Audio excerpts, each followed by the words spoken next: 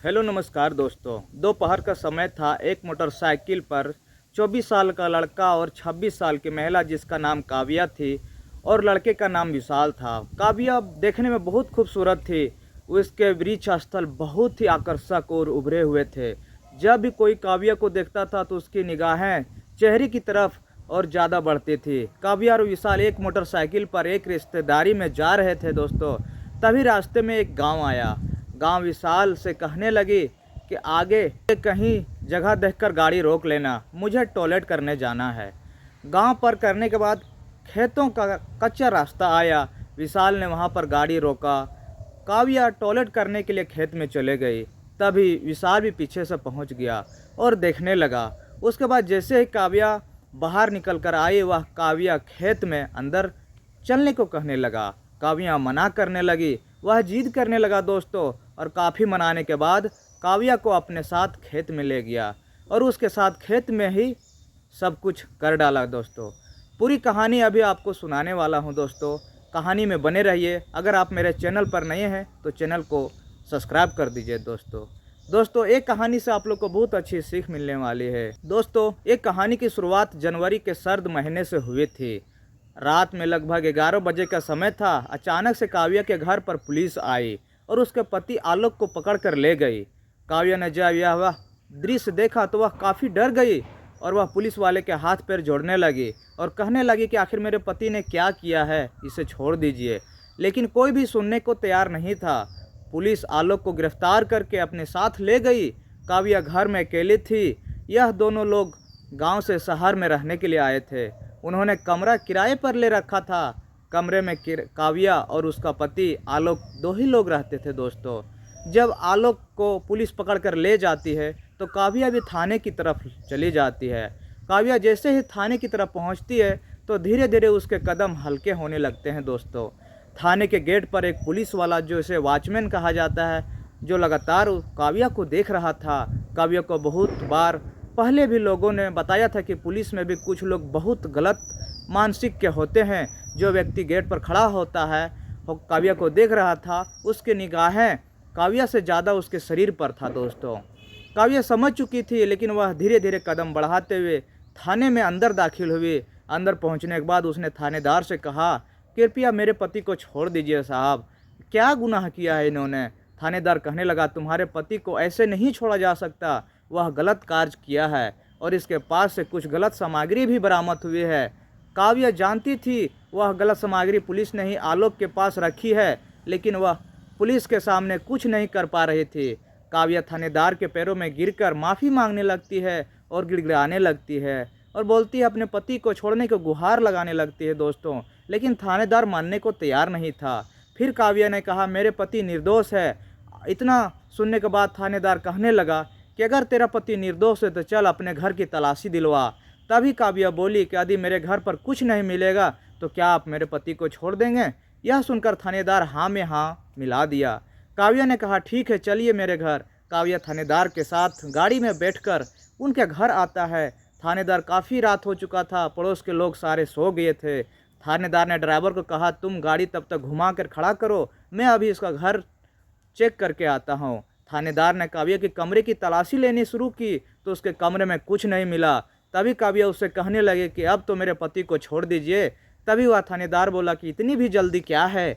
यही कहते हुए उसने काव्या को हाथ पकड़ लिया और उसके साथ छेड़खानी करने लगा दोस्तों। काव्या समझ चुकी थी काव्या की सुंदरता पर थानेदार भी पागल हो गया था दोस्तों। तभी वह काव्या से बोला कि अगर तुम मेरे दिल की हसरत पूरी करो तो मैं तुम्हारे पति को निर्दोष मानकर छोड़ दूंगा। थानेदार की यह बात सुनकर काव्या एकदम हैरान हो जाती है। आखिर वो कर क्या सकती है, अपने आप को थानेदार के हवाले कर देता है दोस्तों। फिर उस रात थानेदार ने काव्या के साथ जमकर संबंध बनाते हैं। जब अगली सुबह हुई तो काव्या कहने लगी कि मेरे पति को छोड़ दीजिए, आपने जो बोला मैं किया। थानेदार बोला कि थोड़ी देर में थाने आ जाना, छोड़ दूंगा। इतना कहकर वह चला जाता है दोस्तों।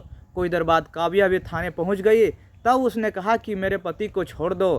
तो थानेदार अपनी वर्दी का रौब दिखाने लगता है और काव्या को उल्टी सीधी बातें बताने लगता है, गालियां देने लगता है दोस्तों। थानेदार ने कहा कि एक ऐसे आदमी को छोड़ दो जो इतना बड़ा क्रिमिनल है। यह सुनकर काव्या के पैरों तले जमीन खिसक जाती है। क्योंकि अब उसका सब कुछ लूट चुका था। उसका पति भी पुलिस के कब्जे में था और उसका रात को इज्जत भी चली गई थी दोस्तों। काव्या को इस बात का बहुत दुख होता है, उनको अंदर अंदर बहुत परेशानी होती है, लेकिन वह कर भी क्या सकती थी बेचारी। शहर में अकेली थी, उसको सपोर्ट करने वाला कोई नहीं था दोस्तों। इसलिए वह लौटकर घर वापस चली आती है, रोते बिलखते घर में बैठे। तभी उसके पड़ोस में रहने वाला लड़का, जिसका नाम विशाल था, वह काव्या के छोटे मोटे काम को निपटा दिया करता था दोस्तों। अगर काव्या किसी काम को कहती तो विशाल मना नहीं करता था। इसी प्रकार कुछ दिन बीते। विशाल ने काव्या को प्रपोज भी किया था, क्योंकि काव्या देखने में बहुत खूबसूरत थी। काव्या इस बात से नाराज हो गई थी तो विशाल ने मनाने लगा, लेकिन काव्या मानने को तैयार नहीं थी। उनकी काफ़ी विशाल के पिता बड़े नेता थे, उनकी काफ़ी पहुंच थी, वह पैसे वाला था। वह विशाल के लिए लड़की ढूंढ रहे थे। जब उन्हें यह पता लगा कि विशाल पड़ोस में रहने वाली काव्या, जिसका पति जेल में है, उसको पसंद करता है, तो उन्होंने अपने बेटे के प्रति काफ़ी चिंता होने लगी और उन्होंने विशाल को काव्या से मिलने के पर रोक लगा दिया था दोस्तों। काव्या काफ़ी अकेली पड़ गई थी। इधर थाने में एक फ़ोन आया और कहा गया कि आलोक को छोड़ दो या फिर उसे कहीं और शिफ्ट कर दो, नहीं तो आलोक का गैंग थाने पर हमला कर देगा और थाने में इस सिपाहियों की संख्या कम है। आलोक को वहां से हटा दिया जाए या फिर उसे छोड़ दिया जाए। इस फोन में पूरे थाने को हिला दिया था दोस्तों। थानेदार ने आलोक को दूसरी जगह शिफ्ट करने के लिए एक टीम तैयार किया और भेज देता है। तभी रास्ते में आलोक की गैंग ने पुलिस के जीप को फायरिंग कर देता है और बलपूर्वक आलोक को छुड़ा ले जाते हैं।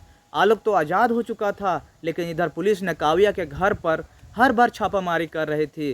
पुलिस ने भी काव्या को गिरफ्तार कर लेता है और उसको थाने लेकर आ जाती है, ताकि काव्या के पुलिस को यह उम्मीद थी कि काव्या को पकड़ कर रखेंगे तो आलोक जो उसका पति होता है खुद ब खुद सरेंडर कर देगा। लेकिन काफ़ी दिन बीत गए, आलोक इधर आया ही नहीं। काव्या थाने में बहुत बुरी हो चुकी थी। उस थानेदार रोज काव्या के साथ गंदी हरकत करता। काव्या मजबूर थी, उसकी मजबूरी का फ़ायदा वह थानेदार जमकर उठा रहा था। तभी उसे याद आया कि विशाल ने उसे एक बार प्रपोज किया था। उसने थानेदार से कहा, मुझे एक फ़ोन करना है। फिर काव्या ने विशाल का फ़ोन लिखा। काव्या की आवाज़ सुनकर विशाल को मानो दुनिया की सबसे बड़ी खुशी मिल गई। काव्या की आवाज़ सुनकर वह बहुत खुश हो जाता है, लेकिन काव्या फ़ोन पर रो रही थी। विशाल पूछने लगा, रोने का क्या है कारण, तुम क्यों रो रही हो? तब काव्या ने पूरी बात बताई। जब विशाल को सारी हकीकत पता लगी तो उसके पैरों तले ज़मीन खिसक जाती है दोस्तों, क्योंकि वह जानता ही नहीं था इस बीच काव्या के साथ क्या हो चुका था। विशाल गुस्से से उठा और सीधा अपने पिता के पास पहुंचा और कहने लगा, मुझे आधे घंटे के अंदर काव्या यहाँ पर घर में चाहिए।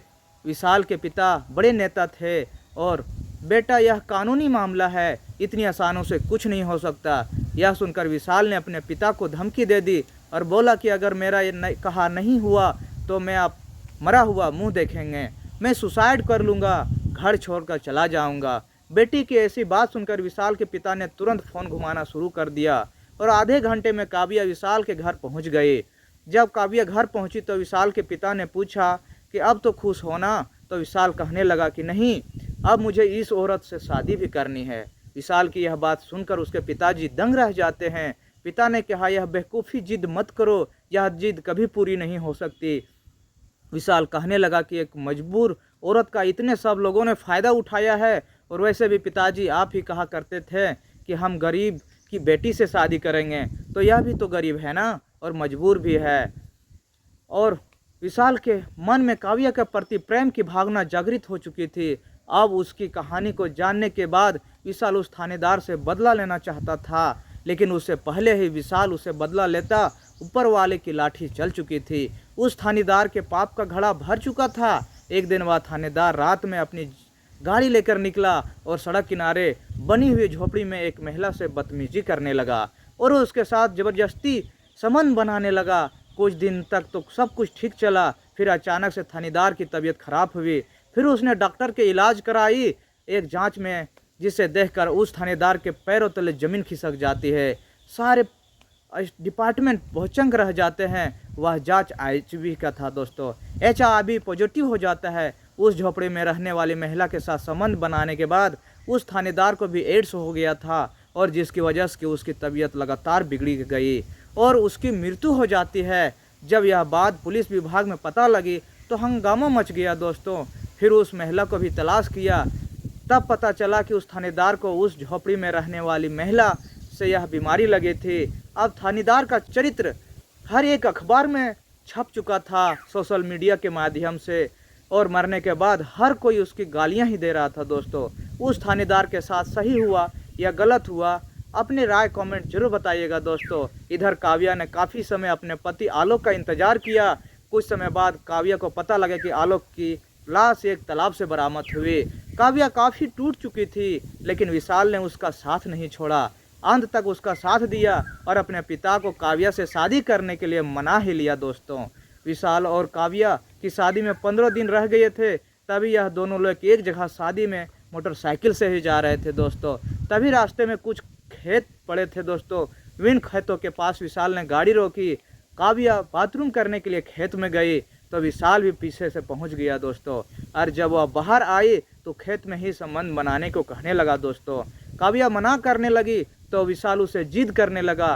काफ़ी मनाने के बाद, काफ़ी देर समझाने के बाद वह काव्या को खेत ले गया और उसने खेत पर ही सब कुछ कर डाला दोस्तों, संबंध स्थापित किया। कुछ दिनों बाद इन दोनों की शादी हो गई।